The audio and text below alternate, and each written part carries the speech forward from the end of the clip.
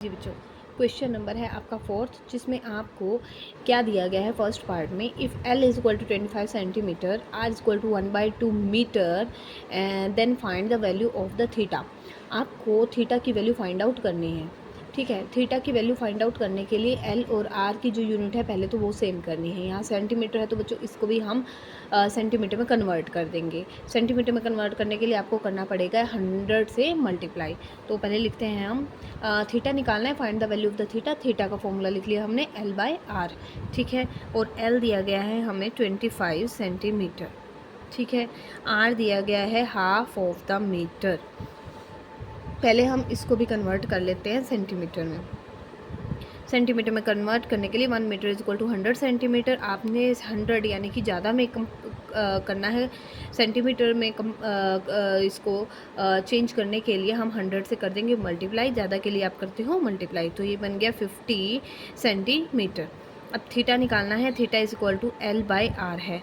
तो L है आपका 25 और R आपने निकाला है 50। तो ये आपकी यहाँ पर भी सेंटीमीटर है बच्चों, यहाँ पर भी सेंटीमीटर है। तो यहाँ पर जो थीटा की फॉर्म आएगी वो रेडियन की फॉर्म में आएगी।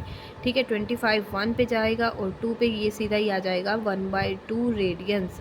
अगर लिख दिया जाए कि थीटा को आपने डिग्री की फॉर्म में निकालना है तो आप बच्चों क्या कर दोगे, 180/π से यहाँ पे कर दोगे मल्टीप्लाई। ठीक है बच्चों, 1 degree is equal to π/180 radians. अब हम करते हैं फोर्थ क्वेश्चन का सेकंड पार्ट। इसमें सिर्फ बोला गया था find the value of the theta, तो हमने सीधा ही जैसे निकली रेडियंस की फॉर्म में, रेडियन की फॉर्म में निकाल दिया। अब सेकंड पार्ट में आपका दिया गया है find the radius of the circle in which a central angle of 60 degree intercepts an arc of the 37.4। Arc of this यानी आर्क लेंथ, यानी कि L आपको गिवन है, R आपने निकालना है और थीटा आपको गिवन है। थीटा बच्चों आपको दिया गया है 60 डिग्री और आर्क लेंथ यानी कि L दिया गया है 37.4 सेंटीमीटर और पाई की वैल्यू आपने यहाँ पर यूज़ करनी है 22/7, जो कि आप 3.14 भी यूज़ कर सकते हो। लेकिन अगर आपके पास गिवन है कि 22/7 तो आपने बच्चों वही यूज़ करनी है। ठीक है, अब हमें R यहाँ पर फाइंड आउट करना है। ठीक है, थीटा का फॉर्मूला होता है L/R। आपको R निकालना है तो आपका R अगर इधर जाए तो आपका R आ जाता है L/थीटा। ठीक है बच्चों, अब L और थीटा, थीटा आपके पास डिग्री की फॉर्म में है। जब भी आपको फॉर्मूले में उसको पुट करना है तो आपको डिग्री से हटा करके रेडियन फॉर्म में कन्वर्ट करना होगा। जैसे हमने थीटा निकाला है तो हमें यहाँ से रेडियन की फॉर्म में मिलता है बच्चों। 1 degree is equal to π/180 radians. तो π/180 से हम यहाँ पर कर देते हैं मल्टीप्लाई, तो ये बन जाएगा π/3 रेडियंस। ठीक है बच्चों, ये ध्यान रखना है π/180 और 180/π कहाँ करना है आपने। तो थीटा भी हमारा कन्वर्ट हो गया है रेडियंस की फॉर्म में, क्योंकि आप फॉर्मूले में रेडियन फॉर्म ही यूज़ करेंगे और आपको जब अगर थीटा की वैल्यू मिलती है तो वो मिलेगी भी रेडियन की फॉर्म में। उसके बाद आप उसको जिस भी वैल्यू में, डिग्री में, मिनट, सेकेंड, जैसे भी कन्वर्ट करना चाहते हो बच्चों कर सकते हो। तो R is equal to L, L है आपका 37.4 अपॉन में आपका आ जाएगा बच्चों π/3। तो ये बन जाता है 37 यानी 374/10 हो जाएगा। π/3 है तो ये बन जाएगा 3/π। तो पाई की वैल्यू हम पुट कर देते हैं। पाई हमारा दिया गया है 22/7। 22 आपका डिनो में रह जाएगा और न्यूमरेटर में ऊपर चला जाएगा 7। अब देखते हैं कहाँ कहाँ बच्चों ये कटता है। ये 11 पे आपका कट रहा है, 11 2 पे और 11 3 33 और 4 बचता है 44 और 2 डायरेक्ट ही कट जाएगा 17 पे। ठीक है, और यहाँ से हमारा बनता है 17 और 7, ये हो जाएगा 119 और ये आ जाएगा आपका 357। 119 को जब आप 3 से मल्टीप्लाई करोगे तो ये आ जाएगा 357 अपॉन में 10। आप कोशिश किया करो, आप ट्राई करना बच्चों कि 10 वाला अगर आपका पूरा नहीं कटता है, 2 और 5 आपको पता है यहाँ 5 नहीं मिलेगा, नहीं कटेगा, तो 10 को एज इट इज़ रहने दो ताकि हम डायरेक्ट ही पॉइंट्स में फॉर्म में कन्वर्ट इजीली कर पाएँ उससे। तो ये बन जाएगा 35.7। R है तो और यूनिट सी सेंटीमीटर सेंटीमीटर, तो ये कन्वर्ट हो जाता है आपका सेंटीमीटर में, आपको रेडियस मिल जाता है। फर्स्ट पार्ट में हमने निकाला है थीटा और सेकंड पार्ट में हमने निकाला है इसका रेडियस। अब हम देखते हैं कि थर्ड पार्ट में हमें क्या वैल्यू निकालने के लिए बोला गया है। Find the length of an arc, यानी आर्क लेंथ, यानी अब आपको एल निकालना है, आर दिया गया है और थीटा दिया गया है। ठीक है बच्चों, तो लिख लेते हैं थर्ड पार्ट में आपको क्या गिवन है। थर्ड पार्ट हमें निकालनी है आर्क लेंथ, हमें दिया गया है रेडियस 10 सेंटीमीटर और एंगल दिया गया है आपको 45 डिग्री। फिर से बच्चों डिग्री फॉर्म में है तो हम इसको रेडियन फॉर्म में कन्वर्ट कर लेते हैं। 1 degree is equal to pi by 180 radians, तो ये कट जाएगा आपका 5 9 पे, 5 3 और 6 9 1 पे और 4 पे, यानी कि पाई बाय 4 रेडियंस। ठीक है बच्चों, क्लियर है आपको। पाई बाय 4 रेडियन ऐसे भी लिख सकते हो, पाई बाय 4 CV ऐसे भी लिख सकते हो, ये भी रेडियन को ही आपका शो कर रहा है। तो अब हमारा ये रेडियन में कन्वर्ट हो चुका है, अब हम फॉर्मूले में अप्लाई कर सकते हैं।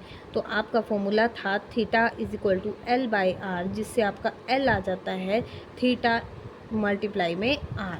तो थीटा आपने निकाला है पाई बाय 4 और रेडियस आपके पास दिया गया है 10। ठीक है बच्चों, तो यहाँ से हमारा बन जाता है,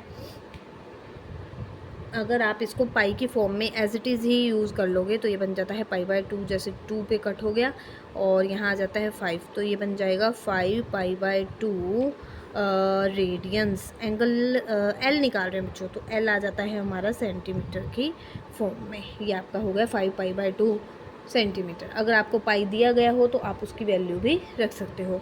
अब हम करते हैं क्वेश्चन नंबर 5। हाँ जी बच्चों, क्वेश्चन नंबर है आपका 5th। The difference between 2 acute angles of a right angled triangle is pi by 9 radians, find the angles in degree. हाँ जी बच्चों, तो आपको 2 एक्यूट एंगल आपको पता होना चाहिए 90 से कम का, 90 से जो लेस हो। द डिफरेंस, दो एक्यूट एंगल यानी कि दोनों ही 90 से लेस होंगे। और फिर right angle triangle, right angled यानी कि ट्रायंगल के एक एंगल तो हमें मिल गया है 90 डिग्री, यानी कि तीनों एंगल का सम होता है 180। ठीक है, तो बाकी के दो बचे एंगल का भी सम बच जाता है 90। देखो बच्चों, ट्रायंगल के तीनों एंगल में से एक एंगल हमें बोल दिया गया राइट एंगल है, यानी कि वो है 90 डिग्री, तो बाकी के बचे दो एंगल, 2 एंगल्स जो हमारे रहे हैं उनका, हमारा रिमेनिंग जो 2 एंगल्स हैं उनका जो सम होगा वो भी होगा 90। ठीक है, 90 अब होगा, अब वो दोनों एक्यूट हैं 90 से लेस हैं। अगर एक एंगल को मैं लेट कर लेती हूँ, let the one acute angle of a right angled triangle is equal to x degree, क्योंकि हमें डिग्री की फॉर्म में ही निकालना है। तो हमने अगर x लेट कर लिया है बच्चों, ठीक है, तो जो अदर होगा, द अदर एक्यूट एंगल, वो क्या होगा, दोनों का सम कितना है, दोनों का सम है 90, तो जो अदर आएगा वो आएगा 90 से इस एंगल की वैल्यू को कम करके। ठीक है, जैसे कि आप एग्जांपल लो, दो बच्चों के पास हैं टोटल 10 रुपीज़, अब एक के पास हो गए 8 रुपीज़, तो दूसरे के पास आप कैसे निकालोगे कि दोनों के पास टोटल 10 थे, सम 10 रुपीज़ का था, तो उसमें से जो एक के पास हैं यानी कि 8 है, 10 माइनस 8, तो दूसरे के पास हमारे क्या बचे हैं 2 रुपीज़। तो इसी तरह अगर हमारा एक एंगल x डिग्री है तो दूसरा हमारा बच जाता है 90 माइनस x डिग्री, है ना, क्योंकि दोनों का सम कितना था 90 था, 90 में से हमने x डिग्री माइनस कर दिया तो हमारा बच गया 90 माइनस x डिग्री। ठीक है, क्लियर है बच्चों आपको।